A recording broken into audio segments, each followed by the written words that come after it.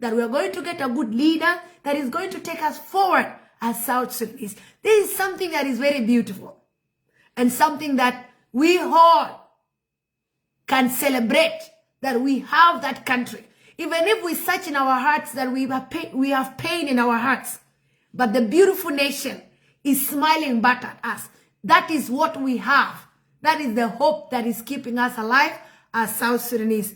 There is one thing that I want to bring into our attention as South Sudanese. Until we understand ourselves, who are we? Where did we come from? Then we'll be able again to reunite again. Because we came from somewhere. And this place we came from, until we try to again revisit where did we come from. We have the word called North. We have the word called North. Who are these North? These North are the origin of everybody. These North are the origin. It's the unity. It's unite all of us. The word North. And then now, everybody is moving away from the word North. The Nuer have moved away from the word North to Nuer. The Dinka have moved away from the word North to Dinka or Jem. And they also Luos have moved away from the word North to Luo. Because there is something that if you try to check, the alphabetic of the Na, one is called M and L. When you try to mention our names, you will find the Nuer are being, the girls of the Nuer are being called Nyalel, Nyakwal, Nyanshar, Nyayang, Nyaneng. You see? Nya, nya, nya, nya, nya, nya, nya. And this nya, then we have to follow. This nya is removed. The N and Y is removed. And then we find the Dinka girls are either being called a Czech, a Deng. So they remove the word, the N and Y. And they start with a Czech, a Kot, a something, a something. You go to the Luos of Kenya call their children, their girls, Nya Alego, Nya Asembo, Nya Imbo. So all this, they are also part of the North. And until we understand where is our origin, where is our origin, all of us, you find a guy called Malwal. Malwal is M with L. Ma, Lual. So, a Malwal can find that. But the way it's being pronounced, it's taking it to a different way. But when you check it, and then we are also being called that there is something called Nyaruop Deang Kenya Toide. The nya, that nya is there. So where is this nya? So until we start checking where, because when you see P-U, the Nuer will say P. Then there's P, P-U, and then it's continued there. Where do we derive the word that we are from the same place? Is by checking the word that we pronounce the same. So whoever divided us and gave us different names, we have to again check, who are we? The Luos, and that's why I asked a question before. I asked, who are these? Who are the Luo? And why are they called Luo? In Nuer language, Luo and Maloke, there were people that were just following the Nile. Lokene Yereken. So yaka ubashol ke luge look na yin, yaka ubashol kan panken a lug. Ke luo, ke lug. You see, so until we try to check, who are we really? When you go to the Turkana people of Kenya, you check also the Toposa. All these people find the Turkana will say, Nakinai Akimoch. Nakinai Akimoch. Akimuch, the Nuer will say Moinga. Right? The Nuer will say Moinga. But the Turkana will say Akinai, Akimuch, Moinga ka kwan, Moinga ka piu. And then they say Akipi. The Turkana of Kenya will say Akipi. And they will also say Akiring, a ring. The Nuer will say ring. And then the Turkana will say Akiring. All this, you pick the words. And then you'll find actually we were from the same place, Nad. All of us, we were all Nad. And that's why we have to go back and check. History is very important. If we want to know who are we, then we have to check and have to accept and have to research our origin and who are we. And this is very important. It's good for you to know who are you. It's always good to ask yourself the questions. I was reading a book, and in this book, it actually told me one of the reasons that led to the war between the British and the Nuer.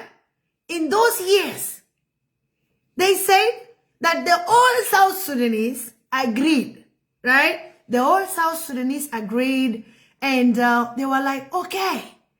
And then we will pay the tax that was agreed. Huh? Huh? So, before they agreed, the Nuer refused because that tax was equivalent to 1 cow in Nuer. And the Nuer giving their cow away was so much. They could not give their cow. And then, now, they had to agree and tell the British that come back tomorrow. And the person that was doing the translation, according to that book, was a Dinka man. So the Dinka guy knew English and Nuer language. So he was the one doing the translation. He was the translator between the Nuer leaders and the British man. So the Nuer realized that what this guy actually, what they say, and the translator translate to the white is not actually accurate, because they could see from the eyes.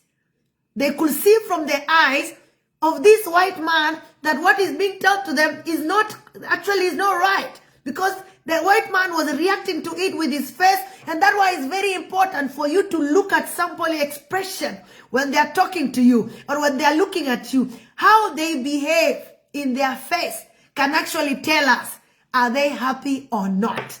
So, the leader, the Nuer leader realized actually, the Dinka guy that was translating was not translating the accurate thing they were saying. And then the leader realized there's a problem here. Then they say, go, and then we come and meet tomorrow.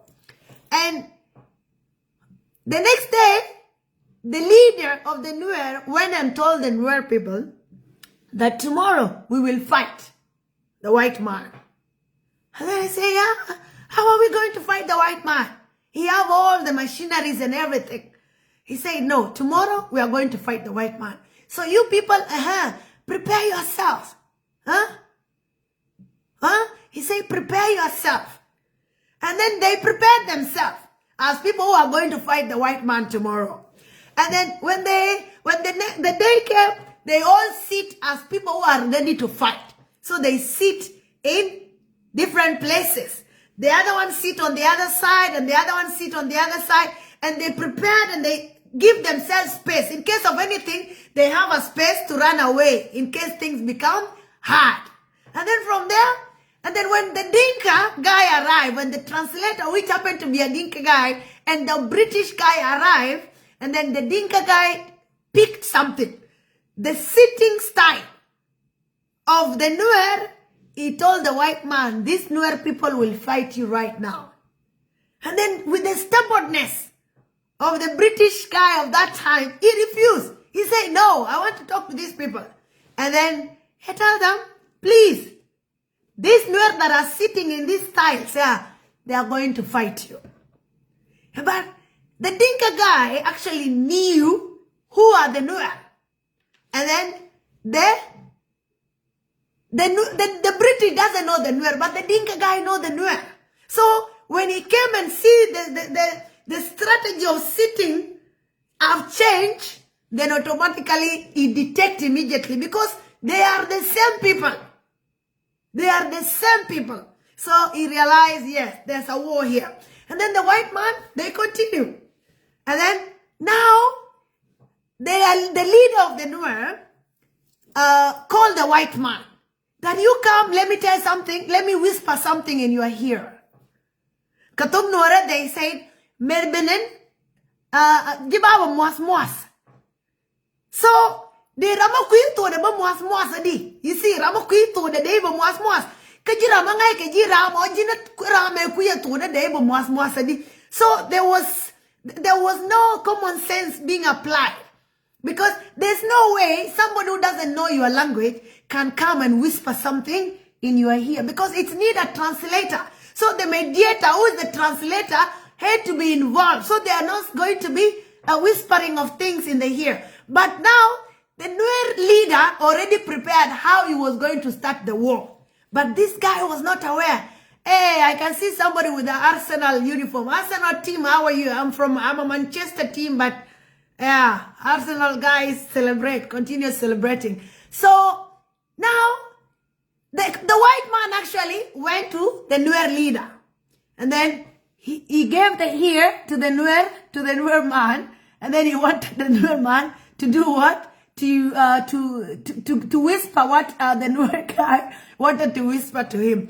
And then the Nuer guy bite his ear. You see, that's how it started. The Nuer man bite the ear of the white man. Because how can someone who doesn't know your language say that I want to whisper something to your ear and they don't know your language? So how are you going to get it? So this alone was something that is so funny. And when I was reading the book, it was so sweet and so interesting, and I repeated it and I repeated it. And I said, this is something actually that I wanted to share because it's a very beautiful story. This is how actually the war started. And then from there, now the white man here was, he now bite the white man here. And then now the war started. They start fighting. And from there, the removing of the lower teeth, the removal of the lower teeth of the Nuer and the Dinka now started. Then now the white man removed the lower teeth of the Nuer and the Dinka because they bite the ear of the white man. And now they went and brought in an idea to make us feel like, no, you will be sick. Oh, this and this. No, it was because that this Nuer leader bite the ear of the British guy that came to fight them those days. And that's when the war started, and then the war continued. And then now they start marking the people. They mark the Nuer, they mark the Dinka, they now start marking everybody. And we start now having those tattoos that we're having everywhere. It started like that. So this is very important. It's very important for us to find out actually what happened long time ago. Why were these things happening? And also, when you try to go back in the first centuries, we had two. One was a very powerful king called the King Nakadamas, and then we had the King Maniras. All these kings, the first king, the guy was the one that built the pyramids that are now in Sudan. He was known of building the pyramids. He was known of building the temples. He was a man with faith. But now the queen, the Maniras, the queen was who? The queen now fought the Rome Empire. She fought the Rome Empire, and she was very brave, and she won it. So all these things is very important that we know actually the Nuer and the Dinka, they are all called the Nad. The Luo, the Wa, the Maasai, the Nandi of Kenya, the Samburus of Kenya. You can go up to the Maasai of Uganda. We are everywhere. You find us in Ghana. You find us even, we have intermarriages with a lot of people. So the Nuer that are today called the Nuer and the Dinka that are today called the Dinka, all of them are called Nath. And it's very important that we know that, because when we know we are Nath, and this will help us to, and that's why in the heart, in our heart, when there's a problem, you will see, they say the blood is thicker than water. They say blood is thicker than water. So when we say blood is thicker than water, that's when we see when a Nuer is in a problem, the Dinka will not leave it. When a Dinka is in a problem, the Nuer will not leave it. So this alone shows us that we are one. So we have to unite ourselves, go look for our brothers on the other side of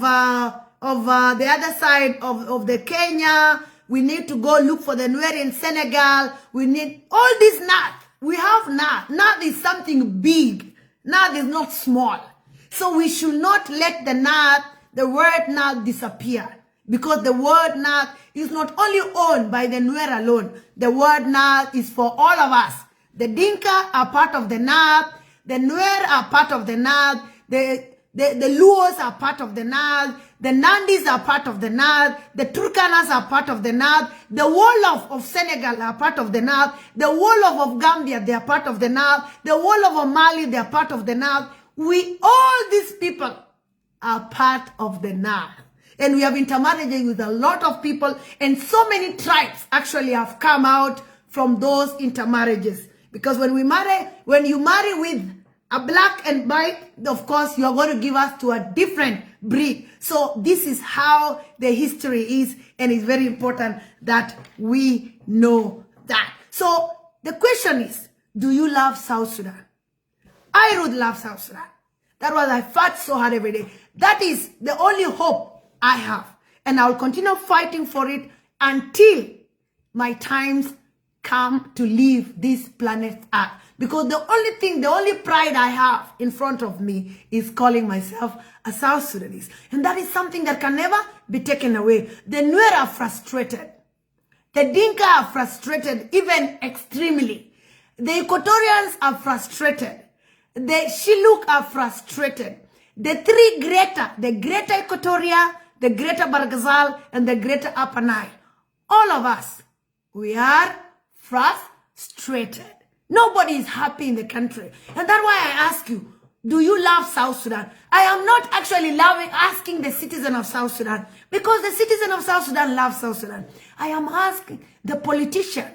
I am asking the people who are singing the name SPLA, Akuma Bitana, SPLA.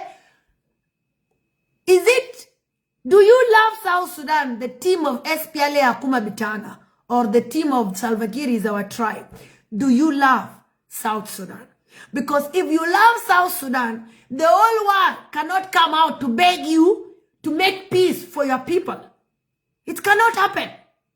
We don't need other people to come from outside to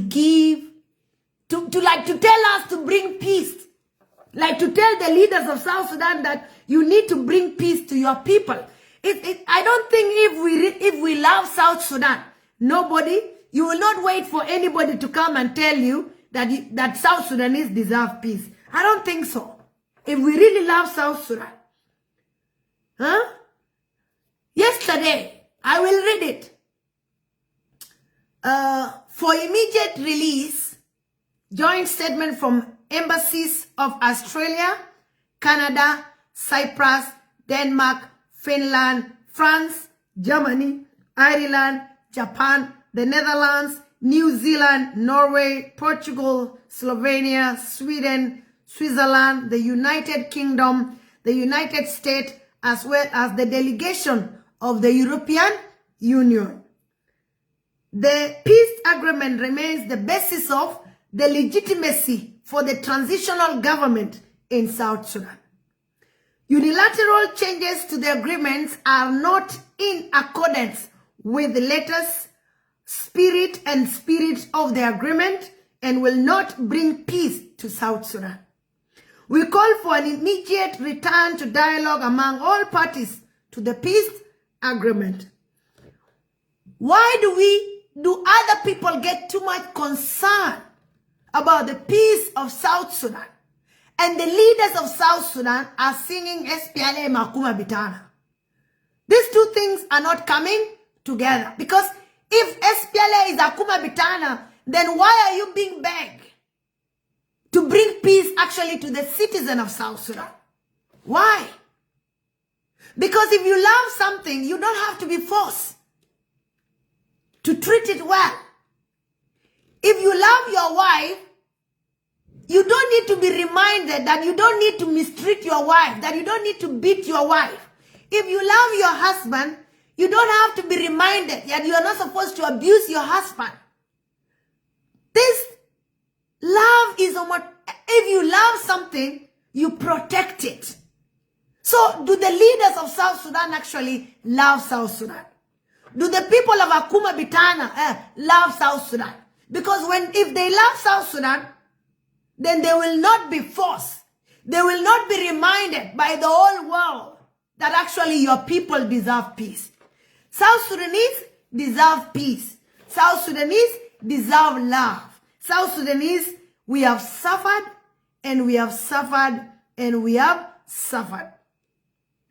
I made a quote and I say, even the village fools become wise when free food is mentioned. Even let me say the politicians, those who call themselves politicians today, they are saying they are politicians because the real politicians actually have decided to keep quiet. The wise ones, those who are blessed with wisdom, they are sitting down. And that's why these people that call themselves, because how can you call yourself, you turn a whole country to call a mere human being that is your tribe. And this is somebody that will actually eventually die. So when that person died, does that mean your tribe have died? All of us, this generation, we will all die. We will leave South Sudan behind. We are not carrying South Sudan with us. We will only die as South Sudanese. But we will leave South Sudan for the next generation. South Sudan is not going anywhere. I will die, you will die, the next generation will come. And they will continue to live in this country. So nobody can ever come out. So that is not wisdom. That is foolishness. And that's why it say here, even the village fools become wise when free food is mentioned. It doesn't mean food actually. It's a proverb. I am hiding the meaning because I don't want people to slaughter me. Because some people are very aggressive on social media. So I have a small message for the people of South Sudan. And I put it on social media. But I want to read it for you. That is it. My message says, be someone's sunshine today. Make someone smile today. Make someone who have lost hope to have hope today. Hug someone today. Say a good word to someone today. We have a lot of people that are fighting silent battles that nobody knows. We have those who are fighting cancer. We have those who are fighting HIV and AIDS. We have those who are fighting